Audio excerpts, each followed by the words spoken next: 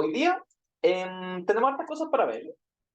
Y lo que más me interesa es, ya, nosotros ya nos metimos en la parte, todo lo de, vimos con las clases pasadas, con las identidades pasadas, digo, vimos la integral de Cornell, todas esas cosas, o el teorema de probabilidad total, para ver como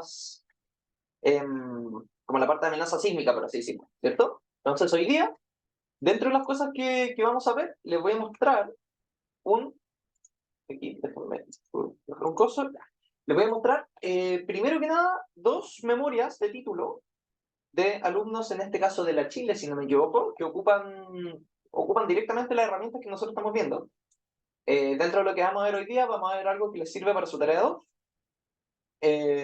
Y eso, ¿ya? Entonces, la primera tesis que vamos a ver, la primera memoria es la de Jorquera, de Chris, ¿cómo se llama? Roberto Jorquera.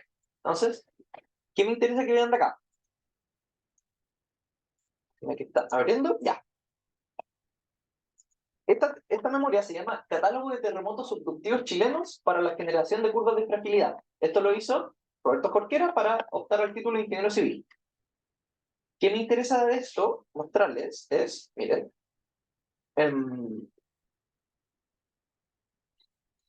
mostrarles aquí. Ya, aquí está. De las cosas que fueron viendo. Nosotros, para su tarea, ustedes van a necesitar calcular la intensidad de áreas, potencial destructivo y algunas otras cosas, parámetros sísmicos, parámetros que se obtienen de registros sísmicos para tomar decisiones o parámetros de intensidad. ¿Ya? Dentro de estas cosas, el caso de Jorquera, pueden viendo a lo que quiso, a lo que fue llegando él para generar las curvas de fragilidad. Darles un poquito más abajo. Ya, ahora sí. Para ir clasificando la sismicidad chilena, siempre se va separando en distintas zonas, primero con catálogos de sismos que han ido ocurriendo, y si fue interplaca, la magnitud, vertical, etc. Después se fue haciendo clasificación con la relación de Gutenberg-Richter para distintos casos, y lo que fue armando al final es, mostrarles, lo voy a mostrar hacia el anexo.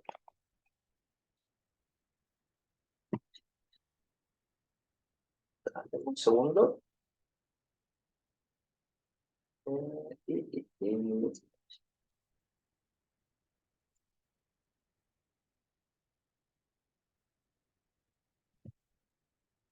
Mostrar las figuras del final.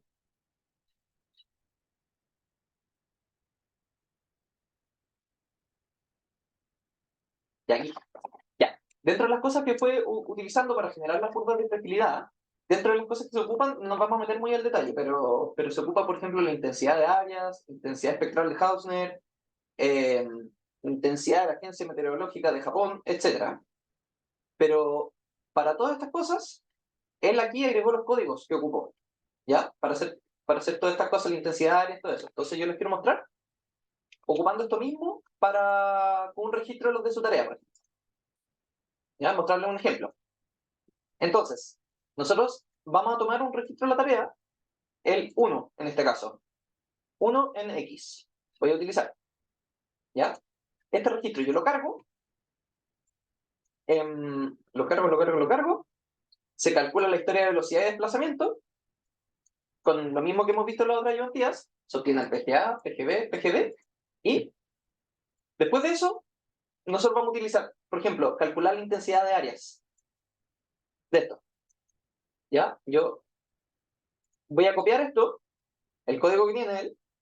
Esto él lo hizo en MATLAB, por cierto. Entonces ustedes pueden llegar, como estamos en Octet, vamos a llegar a copiar. Entonces, él define una función que se llama intensidad de áreas, que como input tiene estas cosas de aquí, el registro de aceleraciones en unidades de G, y la frecuencia de muestreo en Hertz, y como output entrega la intensidad de áreas. La intensidad de áreas es una integral sobre el registro de aceleraciones. Por ahí arriba está la fórmula misma, pero es la integral de esta de aquí. ¿Ya? Que es pi partiendo G por creo que la aceleración al cuadrado, si no me equivoco. Entonces, si yo llego, copio eso, aquí yo tengo la cuestión escrita, ¿ya? Pero para que vean que funciona literal.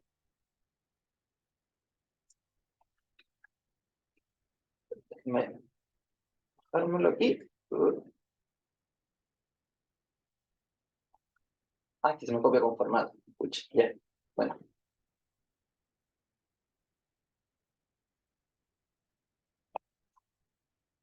Un segundo. Mira, me lo voy a dejar en PDF mejor. Muestro el tiro.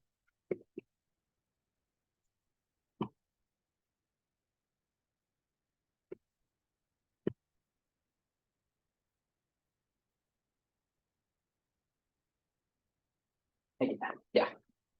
Ahora sí, Sara. Si nos vamos al final al anexo, aquí tenemos la intensidad de áreas. Ahora sí. Si ustedes copian esto, y nos vamos al corte. Ahora sí. Ahí me lo copia con formato. Nosotros aquí tenemos la función intensidad área que toma el registro de aceleraciones y la frecuencia de muestreo, determina el delta t, que es 1 dividido en la frecuencia de muestreo, el intervalo de tiempo de los registros, de los datos de los registros, el largo del registro n, y aquí es la integral. Esta integral lo hace a través de suma de Riemann. Entonces, nosotros copiamos esto acá, y esto hacemos para la intensidad de áreas. Otra cosa que vamos a calcular, se lo voy a mostrar al tiro, es el potencial destructivo, que el cual él también pone su código, que utilizó, que está un poquito más abajo, que está acá, potencial destructivo, que es la intensidad áreas dividido en el número de cruces por cero al cuadrado. El número de cruces por cero es literalmente el registro cuántas veces se pasa de la parte positiva a la parte negativa. ¿Ya? Y eso se calcula con otra función que también está acá, pero mostrándoles que nosotros podemos llegar y ocupar estas cosas. El potencial destructivo que está acá, ya lo había probado antes por eso igual lo tenía escrito. Potencial destructivo que calcula el número de cruces por cero y la intensidad de áreas y calcula el potencial destructivo. Necesitamos la función cruces por cero, que de nuevo está aquí adentro. Aquí está la respuesta a un oscilador de un grado de libertad, por cierto, también. Es lo mismo que nosotros fuimos mostrando en la tarea, en la ayudantía pasada. Intensidad de cruces por cero, aquí está. Intensidad de cruces por cero. Voy a copiar esta cosa de acá. Por partes, cruces por cero. Y después esto de acá. Si tienen cualquier duda, interrumpanme nomás ya. Ya. Y aquí tenemos la intensidad de cruces por cero, que es otra función que toma un registro de aceleraciones, una frecuencia de muestreo, un tiempo inicial y un tiempo final, de cuándo queremos ver la intensidad de cruces por cero, si queremos verlo entre ciertos tiempos, en el total, etc. Y bueno, y calcula cuántas veces cruza por cero, ¿ya? Pero con estas tres cosas, entonces nosotros ya podemos el potencial destructivo, que necesita la intensidad de áreas, y la cantidad de cruces por cero, y calculamos el potencial destructivo, la intensidad de áreas que ya la mostré, podemos calcular estos tres parámetros. Ya entonces, si yo me lo voy a mostrar, corriendo este código, el GraphRec, este que le estoy mostrando acá, que muestra el registro de aceleración con el PGA, PGB, PGB, es lo mismo que hemos hecho en la otra IoT, ¿ya? Que es lo que ustedes tienen subido también, si ustedes por si les sirve para sus tareas y estas cosas. Pero aquí está el registro de aceleración. Miren, mejor en aquí está el registro de aceleración, este es el registro, donde parte la historia de aceleración, la historia de velocidad y la historia de desplazamientos. Y después en el otro gráfico se calcula la intensidad de áreas. La intensidad de áreas también le dicen la zona de movimiento fuerte, es una medida de la energía, por así decirlo, lo han visto en clases, pero es una medida de la energía del sismo. Entonces, la intensidad de áreas,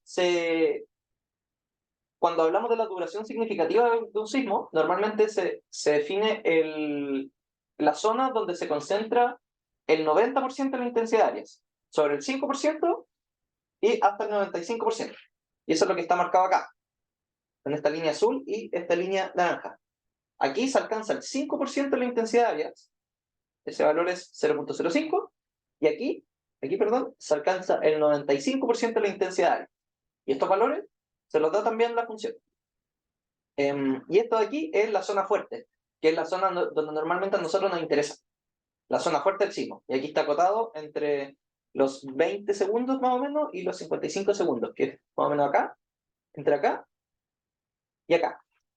El caso es que con eso se grafica, pero igual acá, con estas cosas de aquí, se calcula. Entonces la intensidad de áreas total es, aquí está, la intensidad de áreas, que es el primer número que nos sale, aquí está, 318,42. Creo que está en unidades de metros cuadrados por segundo, no me acuerdo en qué unidad estaba. Y eso nos lo debería decir el código incluso, si lo vemos al tiro. Intensidad de áreas, aquí está, perdón, en centímetros por segundo. Si nosotros le entregamos el registro de aceleración en G, el código nos devuelve la intensidad de áreas en centímetros dividido en segundo. Y el potencial destructivo nos lo devuelve en centímetros por segundo. Y aquí tenemos los dos casos. La intensidad de áreas, 318,42 centímetros dividido en segundos, es una unidad de velocidad. Y el potencial destructivo, que está en centímetros por segundo, 1,4. ¿Ya? El tiempo inicial, esto es cuando se alcanza el 5% de la intensidad de áreas, y esto es cuando se alcanza el 95% de la intensidad de áreas, que es lo que nosotros vimos acá. Esto nos lo devuelve el código de acá. Aquí está. La función GraphRect ocupa también, calcula la intensidad de áreas y encuentra cuándo se alcanza el 5% y el 95%. Acá está. El cálculo de la duración efectiva. Busca cuándo se encuentra el 5% de la intensidad de áreas y cuándo se encuentra el 95% de la intensidad de áreas y nos devuelve esos tiempos. ¿Ya? Ya, eso es la parte de la tesis de Jorquera, de la memoria de Jorquera, que él vio. ¿Sí? ¿Me escuchan? Sí, sí. Ah, ya va. Ya, esta es la parte de la tesis de Jorquera. Entonces ustedes, para su tarea, que van a tener que hacer algo similar, ustedes pueden, si quieren, pueden ocupar directamente eso, pueden programarlo ustedes aparte en Python o otro caso en que lo quieran hacer, pero para que vean, esto sirve directamente y los códigos son así, y funcionan y están validados. O sea, ya es una memoria tipo. Lo que me interesa ahora que veamos es la otra memoria, que es la memoria de Núñez, Ignacio Núñez. Y en este caso, ellos hicieron nuevo peligro sísmico para Chile. Y esto es algo que ahora ya se empieza a utilizar mucho más. Entonces, miren. Aquí lo chulo de esto es, lo voy a descargar aquí también. Sí, déjenme abrirla en PDF. Me acomodo un poco más. Y ahí está. Su profesor fue Rubén Boruchek. Y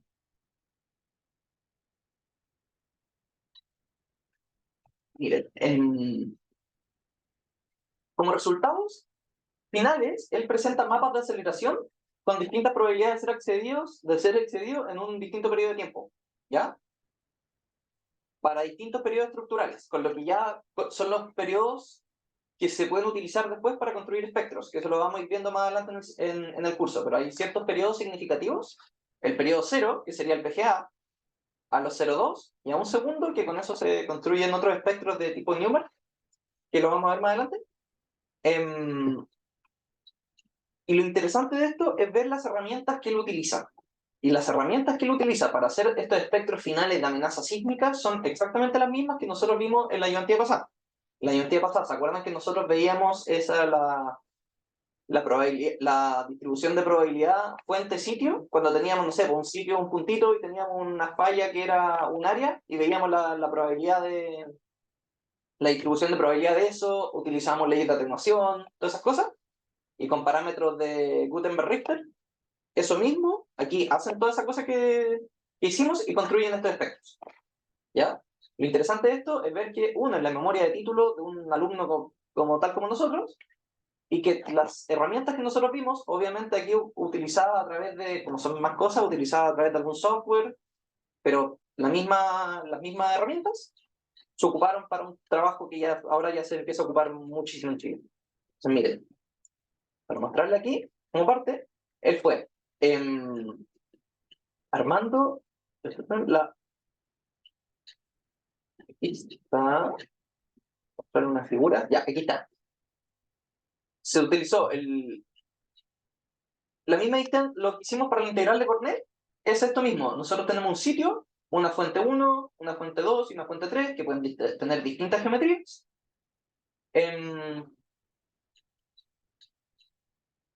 Aquí, donde se encuentra su distribución de probabilidad para la distancia entre el punto que ocurrió el sismo y el sitio, sea una falla lineal, una falla unaria, lo que vaya a ser. Y con método de Gutenberg-Richter se encuentra la tasa de ocurrencia de estos sismos para distintas zonas de Chile. ¿Se puede utilizar? Y con distintas leyes de atenuación se puede obtener que, dado un sismo que ocurrió de cierta magnitud, que nos lo entrega la ley de Gutenberg-Richter, y a cierta distancia, que nos lo entrega la distribución de probabilidad fuente-sitio,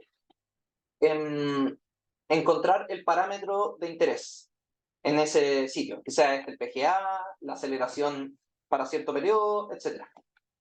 En este caso, se dividió Chile en todas estas zonas, en zona 1, 2, 3, 4, hasta la 9 prácticamente, que es zona 8 y después una zona austral.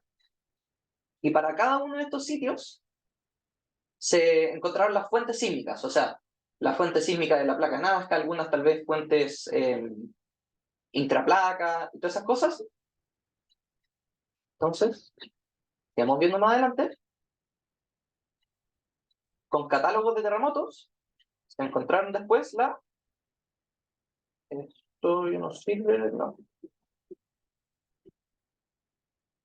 La ley de Gutenberg-Richter se fue encontrando después para distintos casos. Creo que aquí hay como unas tablitas que muestran.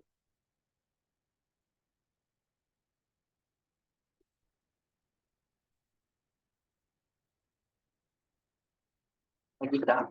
Con la ley de Gutenberg-Richter, que fue lo que hemos ido viendo, aquí, bueno, muestra la probabilidad, la distribución de probabilidad, cómo se obtiene a través de la ley de Gutenberg-Richter, y fueron encontrando para cada una de las zonas los parámetros relevantes, que fue similar a lo que hicieron en su tarea pasada y lo que hemos ido haciendo en las ayudantías. Entonces se va encontrando la ley de Gutenberg-Richter para cada una de estas zonas, según el catálogo de sismos que fue ocurriendo. Después se fueron definiendo las fuentes sísmicas que yo les comentaba, eso es la fuente lineal, una fuente que sea un área, etc. Para cada una de estas zonas. Aquí se puede ver con un programa que se llama el CRISIP, que va definiendo áreas.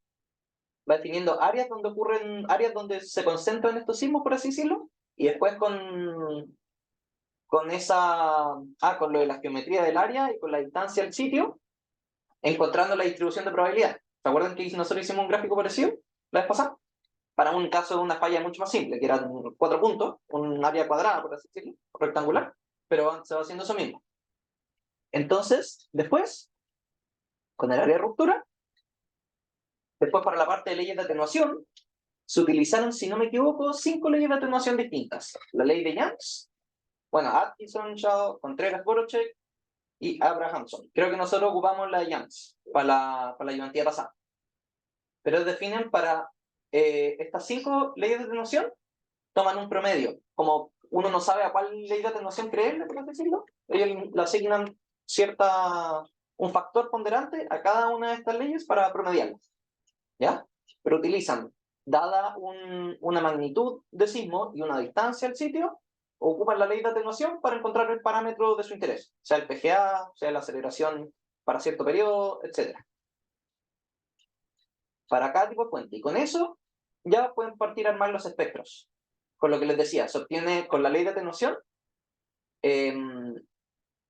para cierto periodo. O sea, como les decía, el PGA se puede obtener, no sé, para 0,2 segundos, 1 segundo, etc. Y ya se parten a armar los espectros. Entonces lo que se hizo en este trabajo, se hizo después, para el mapa que les digo, la probabilidad está para un periodo de retorno de 475 y 2475 años, mapas de aceleración espectral para el PGA, por ejemplo. ¿Ya? Entonces, si yo estoy parado en cierta parte de Chile, ¿con qué probabilidad o con qué periodo de retorno se puede exceder qué valor de PGA está asociado a eso? Entonces se fue armando este mapa de aquí, que nos va mostrando.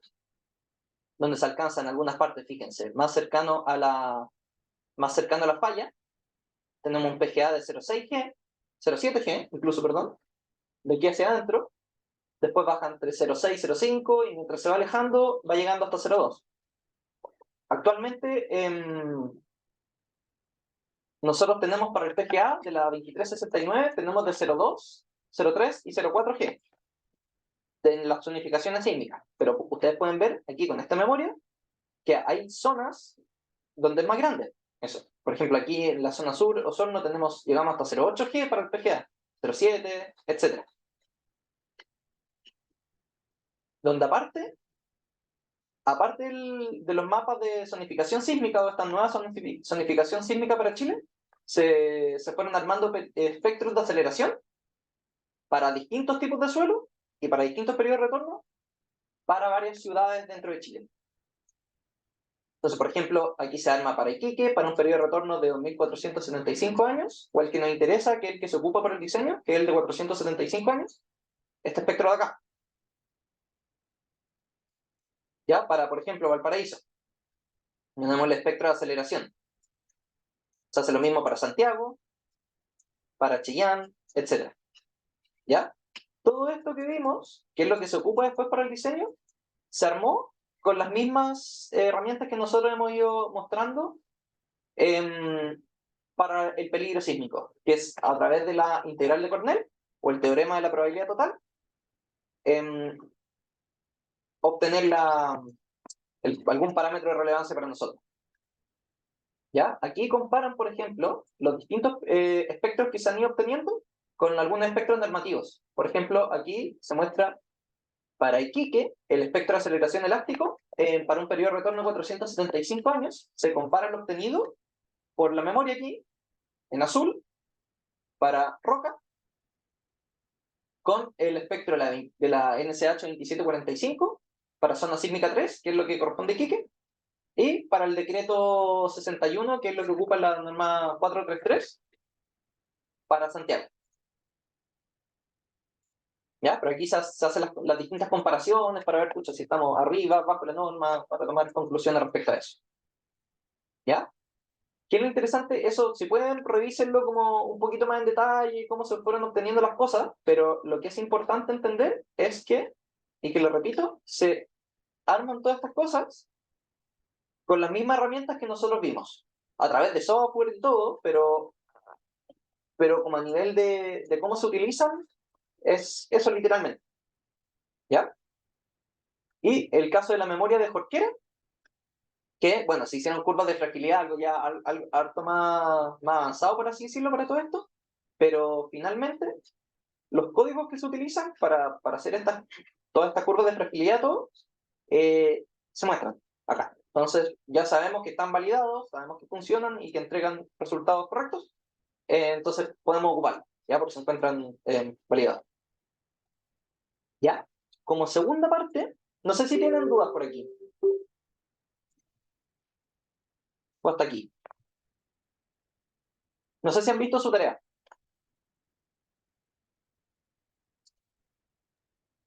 Todavía no. O sea, recién la leí. Ah, ya. Bueno, en su tarea van a cachar que les piden, en una de las preguntas les piden calcular la intensidad de áreas, el potencial destructivo, etc. Ya, para los registros de la tarea anterior. Ya, entonces aquí esto les puede servir directamente. Para la segunda parte de la tarea, me leeré un poquito lo que me puso el profesor aquí, ya, en orden de las cosas. Tenemos distintas normas. Las normas que se utilizan en Chile para las distintas cosas. No sé si alguien le ha tocado, no sé si han hecho ya su primera práctica No, no le ha tocado la segunda todavía, ¿sí?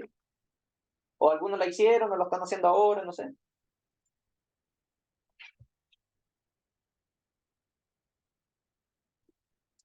¿Sí? ¿La uno? Bueno, no sé si le ha tocado utilizar alguna norma chilena en los distintos ramos que han tenido. No sé si en acero, bueno, todos dicen en acero, sí, pues la NCH 427 tienen que haber ocupado, el ISC 360. Para hormigón, tal vez ocuparon todo lo de hormigón se basa en el ACI 318, pero tienen que haber ocupado la correspondiente chilena.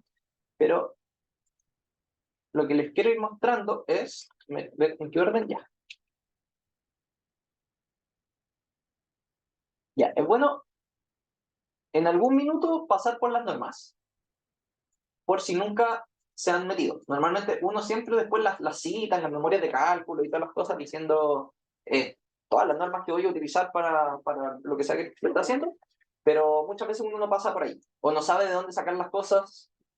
Y la idea de eso es ir metiéndonos acá. Entonces, la primera que les voy a mostrar es la norma 3171, que es las disposiciones generales y combinaciones de cargas. Eso es lo importante. ¿Cómo combinar las cargas para los distintos métodos que vamos a utilizar? Esta es del 2017. ¿Ya? Entonces, en esta norma, que es cortita, nos muestran,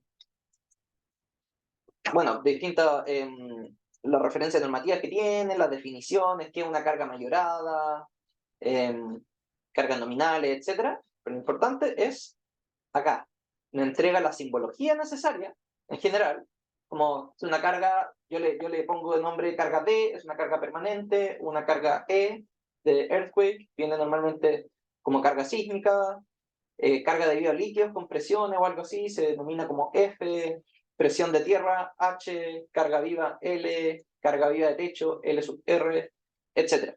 ¿Ya? Pero la típica, normalmente en las memorias de cálculo y todo eso, en los informes, se pone las cosas con cierta simbología para que cualquier persona que lo vea sepa al tiro a qué se refiere. Entonces, por eso, la carga muerta normalmente como D, la carga viva como L, la carga viento como W, etc. ¿Ya? Se definen los dos métodos que se utilizan para el diseño por resistencia, que es el método por resistencia última o LRFD, y el diseño por resistencia admisible, ASD. Y para estos dos casos hay combinaciones de carga. Entonces, las combinaciones de carga que se utilizan, bueno, están las categorías de ocupación para los distintos casos. Modificación, aquí está, ya. Y las combinaciones de carga. LRFD, si yo quiero meter a mi... Necesito saber qué combinaciones de carga LRFD necesito utilizar acá en Chile, se definen acá. Las combinaciones básicas, LRFD. La norma te pide por lo menos que se consideren estas.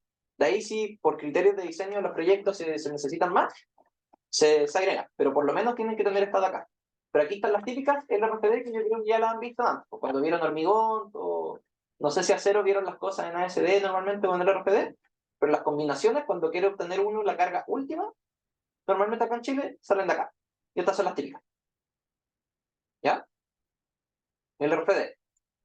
Si quiero ver lo correspondiente a las combinaciones ASD, están un poquito más abajo y son estas de acá, donde las cosas no se mayoran y por el otro lado la resistencia se reduce, se divide por un factor omega. ¿Cierto? Entonces nosotros tenemos todas estas combinaciones de acá, donde normalmente en Chile utilizamos, en general, para las cosas pesadas, son las cargas sísmicas las que controlan el diseño. Entonces usted y más adelante, cuando tengamos un par de tareas con estas cosas, van a ir viendo que a veces se pide directamente la carga D más E o D más 0,6 D más E, esas combinaciones, las asociadas a ese estado de carga muerta más sísmica. ¿Ya? Pero si quieren ver entonces después las combinaciones de carga, de dónde salen o de dónde las saco, para mi cálculo, se sacan de aquí. ¿Ya? ¿Alguna duda respecto acá?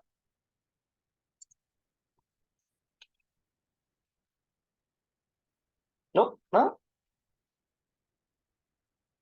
Ya. Si no, vemos la segunda norma, que son las cargas de nieve. ¿Ya? ¿Le ha tocado ver cosas con cargas de nieve, no? No sé si en hormigón, algo así, ocuparon las, no sé, cargas de viento, o si les tocó calcular algo.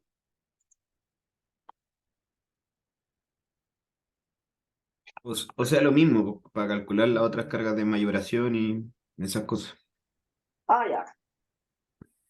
Una ayudantía cero lo vieron cargas de nieve. Eh, en hormigón, no me acuerdo. Avanzado puede ser. Claro. Bueno, las cargas de nieve, aquí, bueno, esta norma, que es la 431 del 2010, nos manda a ver cómo se calculan las cargas de nieve, especialmente relevantes en proyectos mineros o en proyectos en altura, ya donde la acumulación de nieve en los techos de las cosas es una masa súper importante, por lo tanto aumenta mucho la masa de la estructura, que para el caso de las cargas sísmicas es muy, muy grande. Entonces, la carga de nieve, o sea, lo que hace la norma de nieve, calcula la carga esperada sobre los techos normalmente, o sobre cierta superficie que uno tenga, ¿ya? Pero a la larga voy a poner los comentarios acá porque he guardando ciertas cosas. La norma define dos tipos de carga. Carga de nieve para techos planos, ¿ya? Con una ecuación.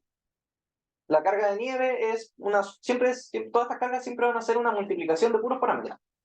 Va a ser una carga básica, que es la carga P sub G, que si nos vamos a la simbología, que aquí está, no me iré al detalle cada uno, ustedes si quieren la pueden leer, pero aquí nos definen cada símbolo, qué significa y de dónde lo saco. Pero siempre me interesa ver la carga P sub G, que es la carga básica de nieve, sale de una tablita, o por un análisis especial del sitio nos dicen, oye, la carga básica es esta, y esa carga básica de nieve, P sub G, se multiplica por una serie de factores. Por ejemplo, para techos planos, la carga básica P sub G se multiplica por un factor I de importancia, un factor C sub T, C sub E y 0,7. ¿Ya? El factor C sub E, C sub T, factor de exposición, para el C sub E y factor térmico también dependiendo de las temperaturas, si esa nieve se derrite o no, son otros factores. Pero a la larga salen todos de tabla, la carga básica sale de tabla también, y al final de cuentas la carga de nieve es una multiplicación de una presión básica por puros parámetros. ¿Ya? Pero cuando a ustedes les toque cualquier proyecto de la determinación de cargas de nieve acá en Chile, por lo menos tiene que cumplir esta norma. La carga que yo voy a utilizar tiene que ser la de esta norma o superior. ¿Ya? Siempre las normas en estas cosas, para las cargas es como lo mínimo que hay que cumplir. ¿Ya? Se tiene eso para techos planos y para techos inclinados, donde es lo mismo. Para techo inclinado se utiliza la carga para techos planos, F de flat y S de slope, de pendiente, ¿ya? Pero la carga para techos inclinados se calcula a partir de la carga de techos planos, con un factor de corrección C sub S, ¿ya? De nuevo, les digo, siempre todas estas cargas son una carga básica multiplicada por una serie de parámetros. Siempre, y son, para la de viento, todas esas cosas, siempre funcionan más o menos parecido, ¿ya? Entonces, no nos vamos a meter al cálculo, pero para que vean de dónde salen las cargas de nieve y cómo se calculan, ¿ya? Cómo se calculan y de dónde voy sacando las distintas tablas para obtener los coeficientes, que las tablas están por acá. O sea, el coeficiente térmico, por ejemplo, no sé, pues si son estructuras que están a veces los techos los calefaccionan para que se derrita la nieve y no se acumule nieve. Eh, el factor de importancia según la categoría de ocupación que tenga el edificio, si es como una bodega o un hospital, digamos, que es obviamente algo mucho más importante que el otro. La NSH 3171, que es la que vimos recién, nos dice qué factor de importancia utilizar. Hay un factor de exposición del techo, si es que el techo está totalmente expuesto, parcialmente, o está protegido, etcétera. ¿Ya? Pero, de nuevo, todas las cargas son siempre una carga básica multiplicada por factores que dependen del sitio, de la temperatura, etcétera. ¿Ya? La siguiente norma que les quiero mostrar es la NSH 432, que es similar, es la de viento y aceite. Ya, ¿tiene alguna pregunta de la carga de nieve, no?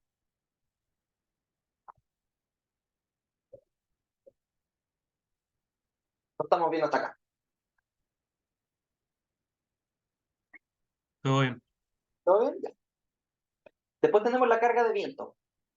La carga de viento, que la mostramos acá.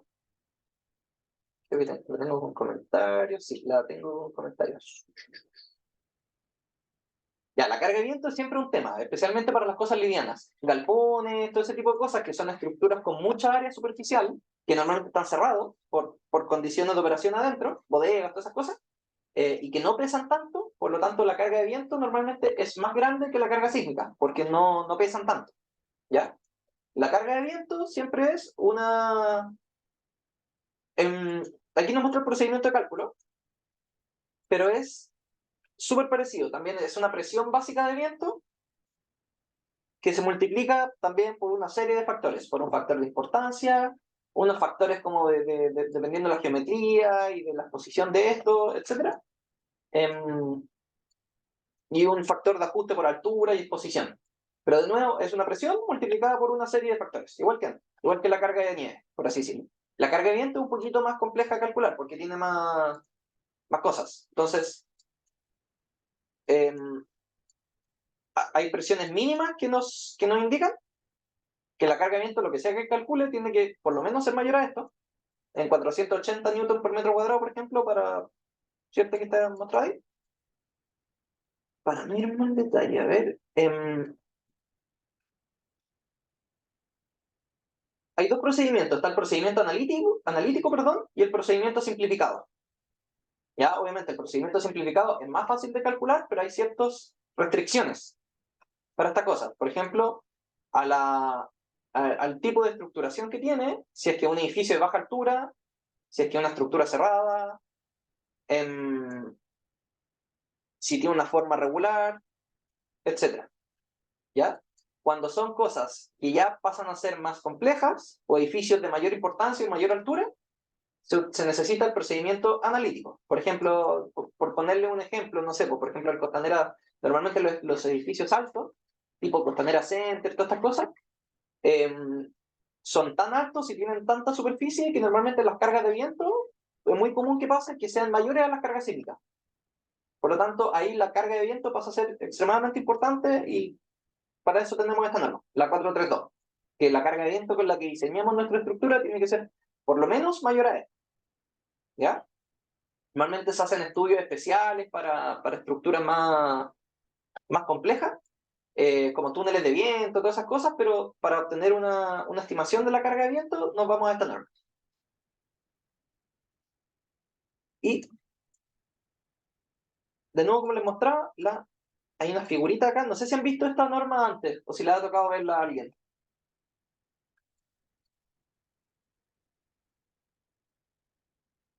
¿No? Hay una figurita acá al final que muestran que se entiende un poquito más cómo se aplica la carga.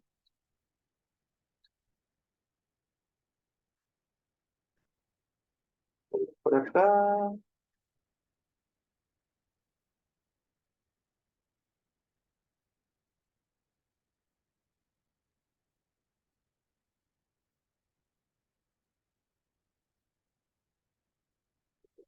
No. Aquí está. Ya. Esto es para, por ejemplo, un galpón. O la típica, no sé, pues la típica media agua que uno puede ver. Que una casa con un techo inclinado. La carga de viento, normalmente uno tiene una carga parabólica que va creciendo en la altura del lugar que le entra el viento, donde definen que está el sotavento y el barlovento, donde uno es la cara que enfrenta el viento y la otra es la que no está expuesta al viento. Si vemos el edificio de lado, normalmente tenemos una carga que va creciendo según la altura del muro. Después tenemos, dependiendo de si esta cosa es cerrada o si es abierta, todo, nosotros podemos tener succión, o sea, esta carga que levanta el techo o carga que empuja hacia abajo.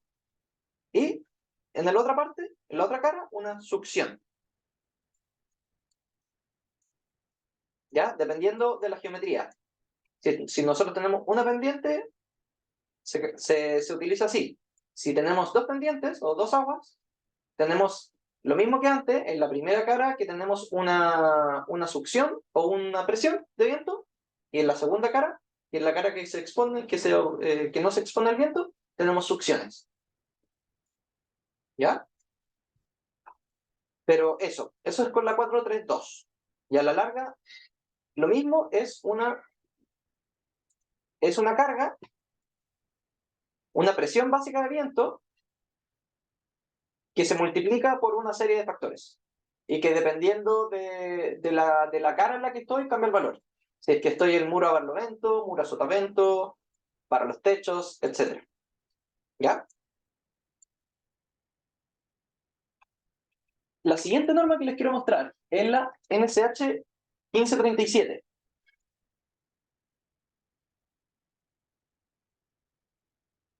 La NSH 1537, voy a mostrarle el título acá.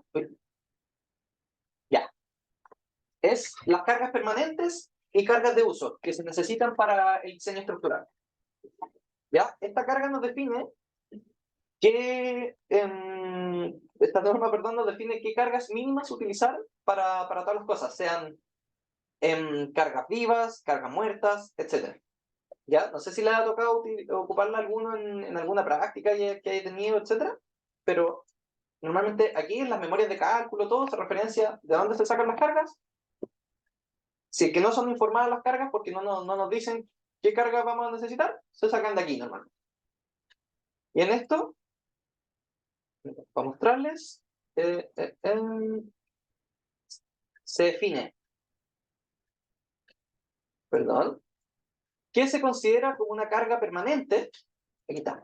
¿Qué se considera como una carga permanente? Después nos hablan de qué se considera como carga viva, cargas de uso, y que esas cargas de uso, que son las cargas, por ejemplo, en una biblioteca de la gente caminando sobre la ocupación, se pueden reducir a veces, dependiendo si el área es muy grande, se pueden reducir esas cargas, para no considerarla entera.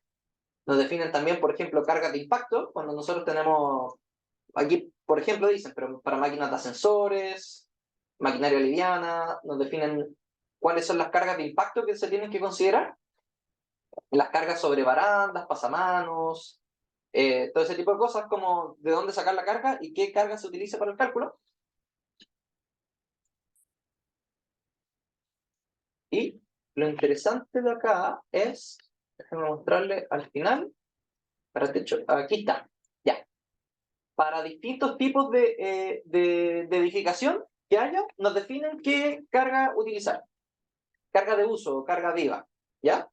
Nos definen una carga concentrada, normalmente una carga que tiene que resistir, el elemento que esté diseñando tiene que resistir una carga concentrada de cierto valor, que nos lo definen aquí, y una carga distribuida de cierto valor también. Entonces, por ejemplo, nos dan el caso para bibliotecas, bodegas, cárceles, escuelas, estacionamientos, etc.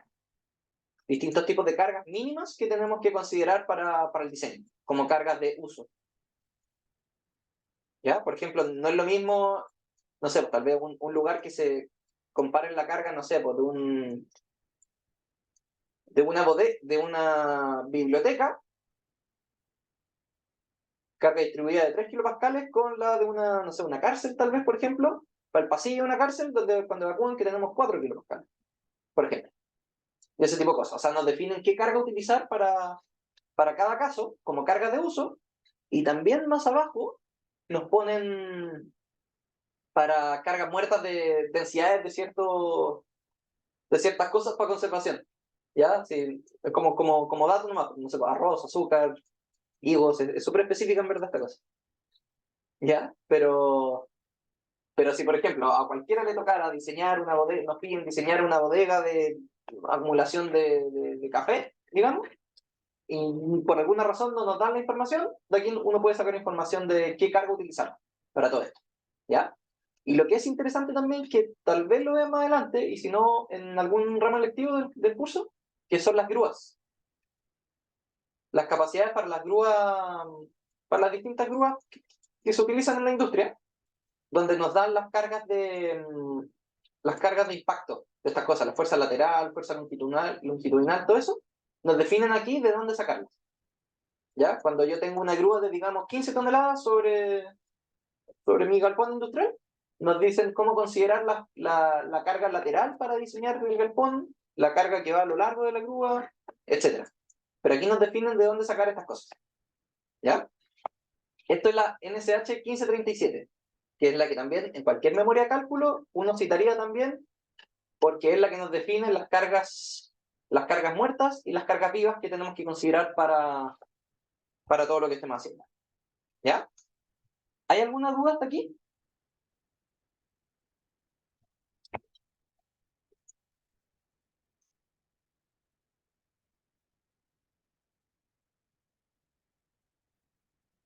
¿No? ¿No? No, todo bien por acá. Harta ¿Nada? norma. Es que, sí, harta norma. O sea, esto es, la idea de esto es pasar porque normalmente uno en la universidad jamás pasa por las normas. O sea, uno después pasa que tiene que ocupar la norma y primera vez que la haga. O primera vez que por lo menos la mire. La idea es que aquí veamos un poquito más en detalle de qué especifica cada norma, cómo se utiliza muy a grandes rasgos, por si les toca utilizarla en algún minuto, pero para que nunca les puedan decir que no la abrieron. ¿Ya? Después tenemos la NSH 1508, que es la norma de mecánica de suelos, que es los requisitos necesarios para un estudio de mecánica de suelos. Esta norma es del 2014, oficializada en el 2014, y dentro de las cosas que nos define es, mejor vamos acá, es un poquito más abajo, la normativa, aquí está la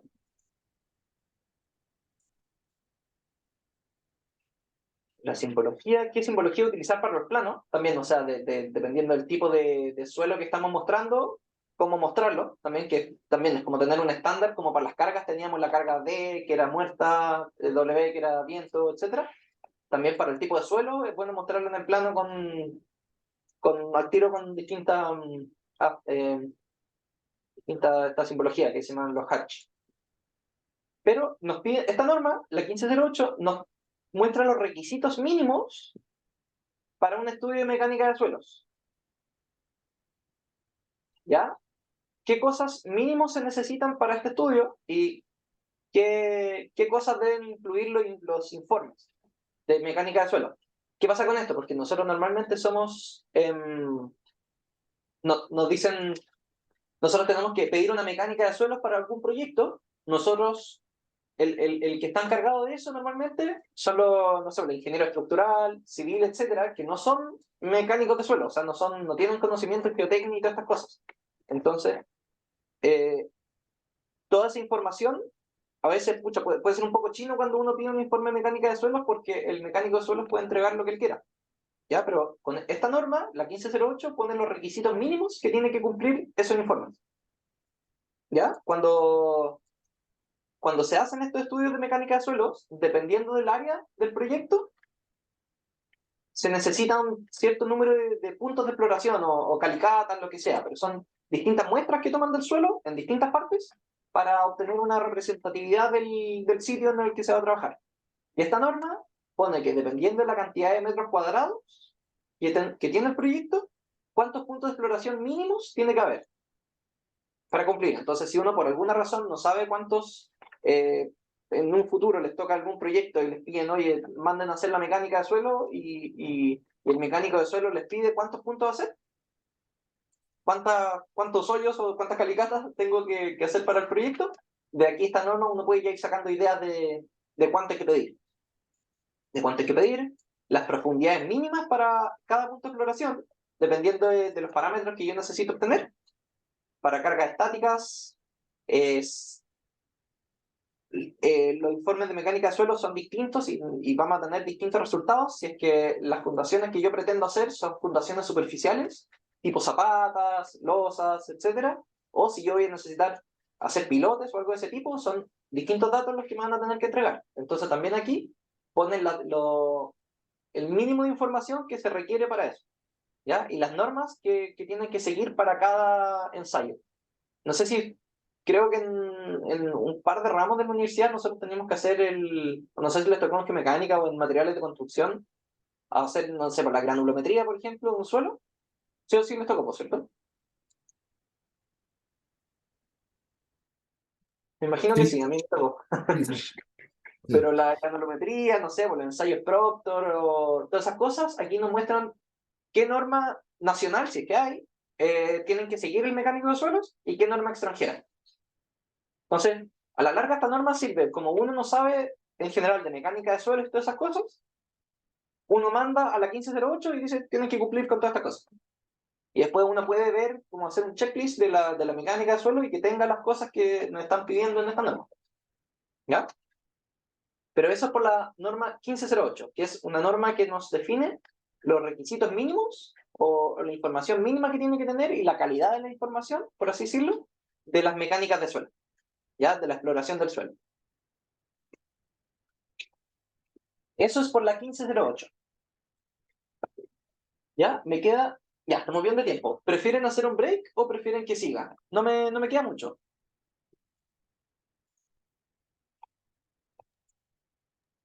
Por mí que sigas, no sé lo demás. Por mí también.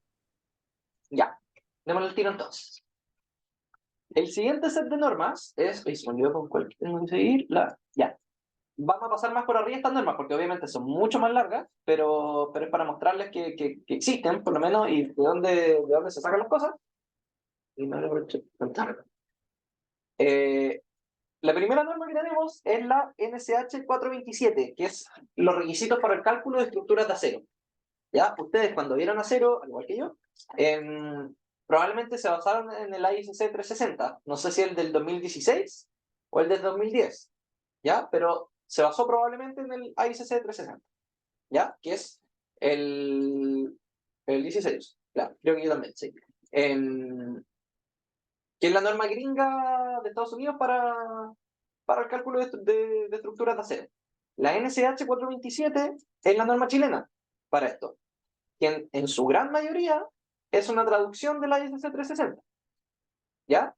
Con algunos cambios en las razones de Peltier y esas cosas de los elementos, y ese tipo de cosas, pero a grandes rasgos es una traducción, pero es la norma legal en Chile, ¿ya? Nosotros legalmente tenemos que cumplir con la NSH 427, no con el ISC 360.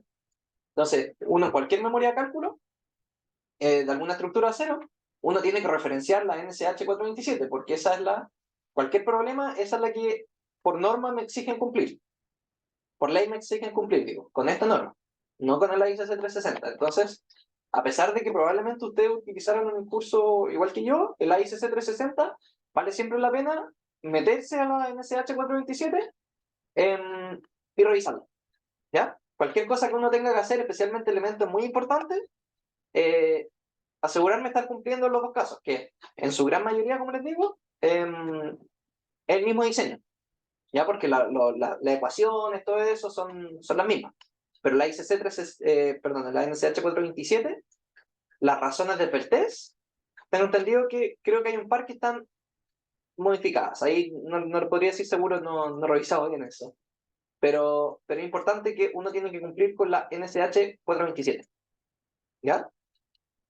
Que para los que ya han visto la ICC 360 van a cachar que es en la gran mayoría una traducción, ¿ya?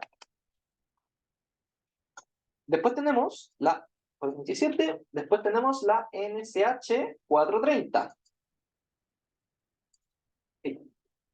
que también la NSH 430 son los requisitos de diseño y cálculo para el hormigón armado, ¿ya?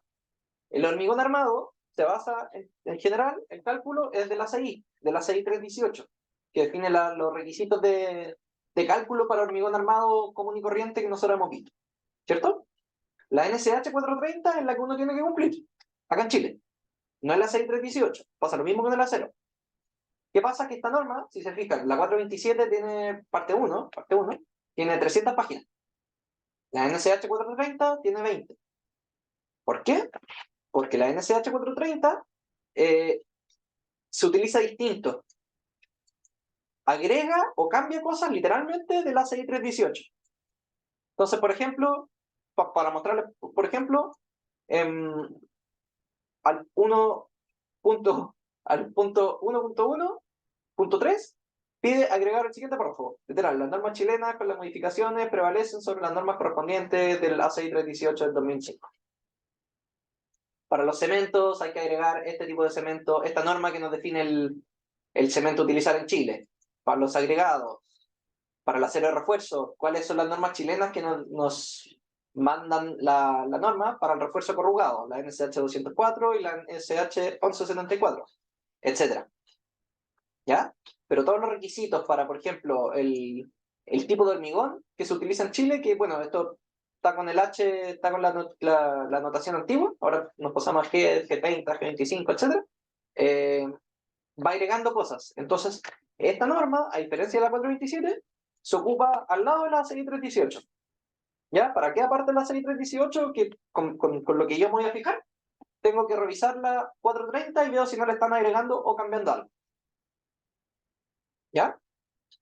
Pero pone, en general son requisitos para recubrimientos, por ejemplo, del hormigón, y cosas de ese tipo. Creo que no me ha tocado nada así como raro que cambie. Hay requisitos después con el decreto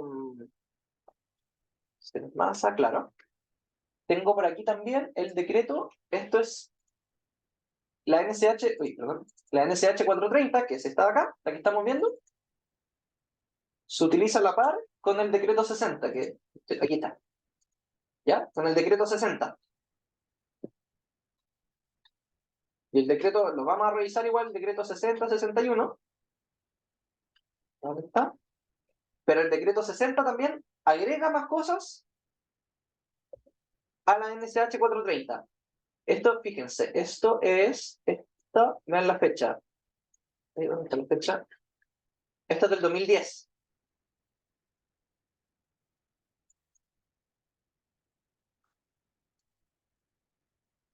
Buscando la fecha exacta. Bueno, esto es posterior al terremoto del 2010. Entonces, con los problemas y todas las cosas que hubo para el terremoto del 2010, sacaron este decreto que hace algunos cambios a la 430, porque la 430 es del 2008, antes del terremoto.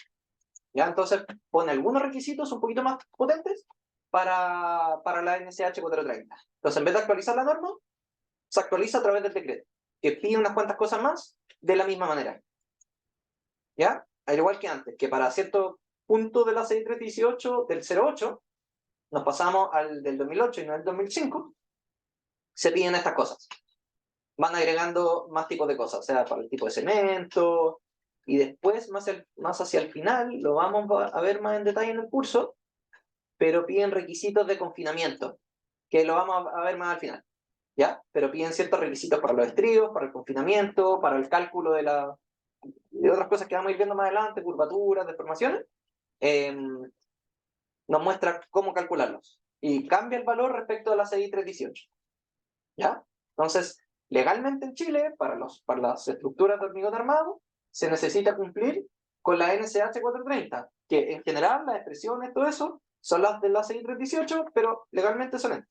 ¿Ya? Entonces, las que uno tiene que cumplir para cualquier cosa son las del decreto 60 más la NSH 430. ¿Ya? ¿Alguna duda hasta aquí? Mientras abro la siguiente.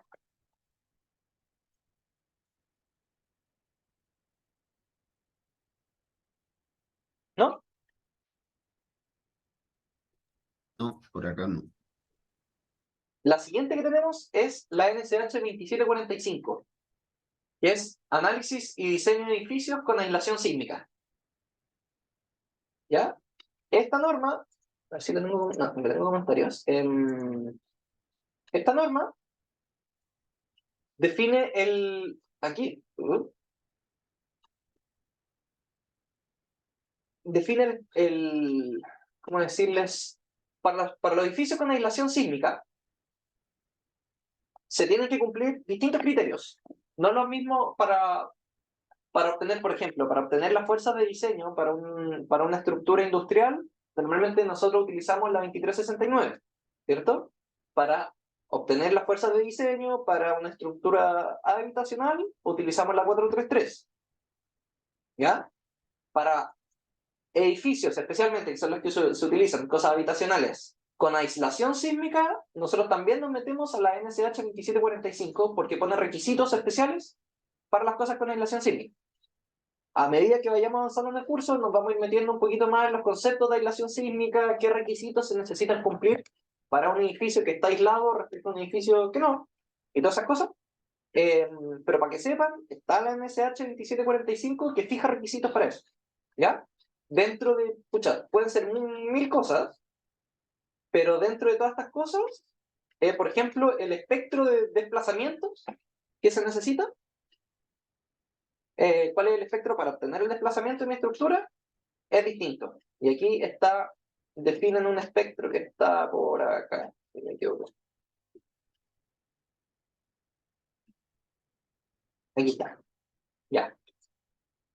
Es otra forma de espectro respecto a los que han visto tal vez o lo que han ido viendo en las clases, pero el espectro de diseño de los 2745 sigue un espectro del tipo Newmark, que van a ver más, vamos a ir viendo más adelante. Pero es otro tipo de espectro que es distinto a los que se utilizan normalmente, los que hemos utilizado en los otros casos. En la memoria de Jorquera, ¿se acuerdan? Yo les mostré como que habían requisitos, o sea, habían comparaciones del espectro del decreto 60 con respecto al espectro de la 2745 y los que se obtenían. Pero para que vean que son distintos tipos de espectro porque los requisitos que tienen que cumplir las estructuras aisladas son distintos.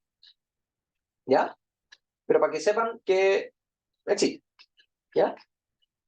Eso es la 2745 en general, que nos pone todos los requisitos a cumplir para una estructura con aislación sísmica y obviamente requisitos para el mismo aislador, que son un diseño obviamente extremadamente importante para el edificio y pone ciertos requisitos que se deben cumplir para eso. A mí en lo personal no me ha tocado diseñar aisladores sísmicos, por lo tanto no me he metido en la 2745, pero tiene obviamente harta información de eso. ¿Ya? Y la última que quiero ver con respecto a las normas es la NSH 3411. Y la NSH 3411 es la norma que define los requisitos para edificios con sistemas de disipación de energía, con disipadores de energía, no aislación sísmica, son cosas totalmente distintas. ¿Ya? Para los edificios con disipación de energía, también se tiene otro espectro sismo de diseño y ciertos requisitos que hay que cumplir para estos dispositivos de disipación de energía, que son, de nuevo, son distintos a los, sí, ahí está, a los convencionales. ¿Ya? Más adelante nos vamos a ir metiendo en el curso, por ejemplo, la diferencia, tal vez lo vieron ya, pero la diferencia entre la disipación sísmica y la aislación sísmica, que son conceptos súper distintos. Entonces, por eso, un tipo de dispositivo se define con la NSH 2745, que es las estructuras aisladas, y en el caso de las estructuras con disipación, se necesita utilizar la 3411 del 2017, que es este caso. ¿Ya?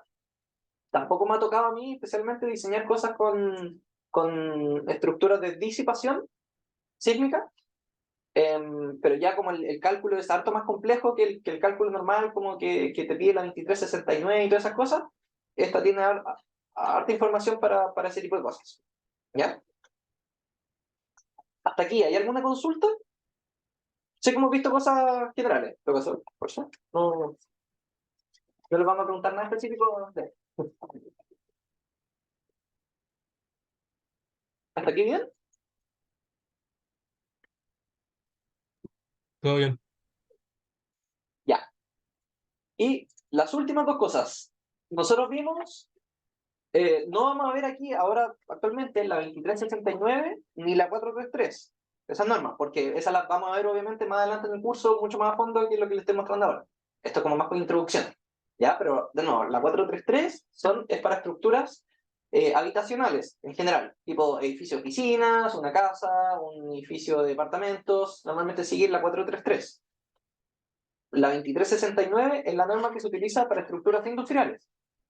No se ocupa la misma, al parecer, aunque puedan tener a veces requisitos parecidos y todas esas cosas, son distintas por los objetivos que tiene cada una. Mientras uno tiene como objetivo la protección de la vida, que es la 433, la 2369 tiene como objetivo la continuidad operacional, que para el sismo diseño se pueda seguir operando. O sea, la fábrica de lo que sea, la minera, etc. En el caso de la 433 es evitar que la estructura colapse. Entonces, en general, probablemente la 433 son requisitos, o sea, las fuerzas de diseño que uno podría obtener probablemente sean más bajas, un poco más bajas que la 2369. El caso es que esas dos normas se utilizan para ese tipo de cosas con sus exclusiones. Por ejemplo, y dentro de las exclusiones que está todo eso, está el manual de carreteras. Y el manual de carreteras ve todo lo que no ve, o sea, todas las otras cosas que no ve la 2369 ni la 433. Por ejemplo, un puente, para obtener todos los requisitos para el diseño sísmico y todas esas cosas, yo me tengo que meter al manual de carreteras, no la 2369 ni la 433. Para un puente, una pasarela, etcétera. ¿Ya? Todo eso lo define el manual de carreteras, que es un documento obviamente gigantesco, tiene 1500 páginas que tiene, ¿ya? Pero el manual de carreteras, este informe gigantesco, que tiene 1000 cosas, ve todas las otras cosas que no cubre la 2369 y todas esas cosas. Por ejemplo, aquí está el capítulo 3.1000, que es puentes y estructuras afines, donde nos define donde no me he metido muchas veces acá, pero nos define un espectro sísmico, cómo se tienen que detallar las cosas, ejemplos de cosas, tolerancias para la construcción y 1000 cosas más, ¿ya? También hay un capítulo que son para protecciones de avalanchas de nieve, un capítulo especial para túneles, etcétera, ¿ya? Y obviamente todas las partes viales, o sea, eh, el pavimento, enlaces de intersecciones, etcétera, ¿ya? Todo eso lo cubre el manual de carreteras. Obviamente esta otra norma gigantesca, ¿ya? Y finalmente, el último documento que les quiero mostrar es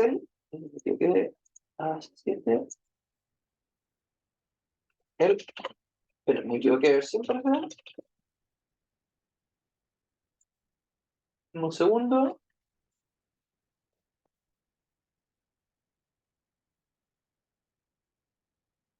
Ya, por mientras lo busco, tengo acá que el AC7.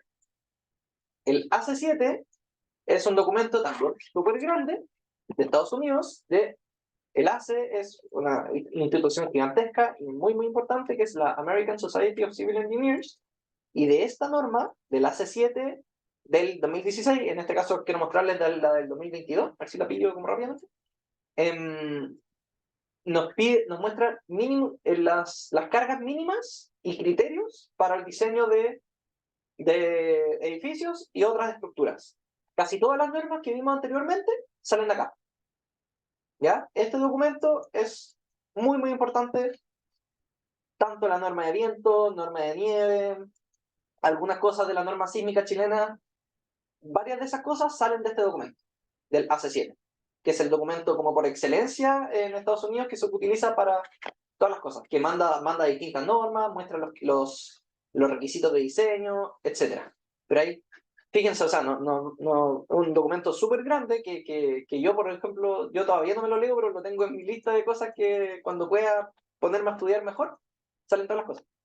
Sale desde las combinaciones de carga, ¿qué cargas son las cargas muertas, vivas? Pucha, cargas de tsunami, nieve, viento, hielo, diseño sísmico de cosas, cargas de viento, etcétera.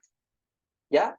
Norma que tiene, obviamente, una calidad muy, muy alta para el tipo de norma, con tanto en las figuras que tiene, que va mostrando, como todo el diseño, toda la parte matemática de dónde se sacan las cosas, y una norma que va teniendo comentarios en distintas partes. O sea, hacia el final, sé que estamos pasando por encima, pero fíjense, muchas de las cosas que vimos, por ejemplo, en la norma de viento, las figuras son las de acá, en general. Tal vez puedan tener un par de valores distintos, todo, pero en el AC7 están las explicaciones de dónde salen las cosas, por qué se utilizan así, y de dónde de dónde utilizamos la norma chilena. Y muchos países hacen eso, literalmente, como en el AC7 son una institución que por muchísimos años y con muchísimo presupuesto ha estudiado todas estas cosas. Las normas de otros países se basan en esta y hacen sus modificaciones específicas para el sitio, ¿ya? No es llegar y aplicar la norma, el AC7, las cosas del AC7 en Chile, pero para uno saber de dónde salen, los conceptos que se utilizan y los objetivos de diseño son los del AC7, en general. Y es un documento muy bueno para eso. Un documento, obviamente, gigantesco. ¿Ya? Cuando, les recomiendo mucho meterse a ver todo lo que puedan. ¿Ya? Eso tenemos hasta acá. No sé si tienen alguna duda respecto a las normas que vimos o respecto a los códigos que vimos al principio.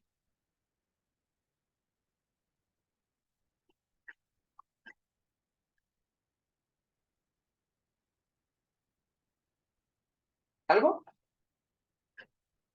¿No? Ya, no. Bueno, como comentario nomás, está bajando, fíjense, lo que les decía, la norma de viento, por ejemplo, las expresiones salen acá. Y hay comentarios, obviamente, harto más explicado tal vez que la norma chilena, pucha, en inglés y todo, pero todas las fórmulas, todas esas cosas salen de acá. Entonces, si uno quiere tal vez como un libro un poquito más académico, o un poquito con más explicaciones de dónde salen las cosas, uno puede meterse acá y va a encontrar tal vez más detalles. ¿Ya?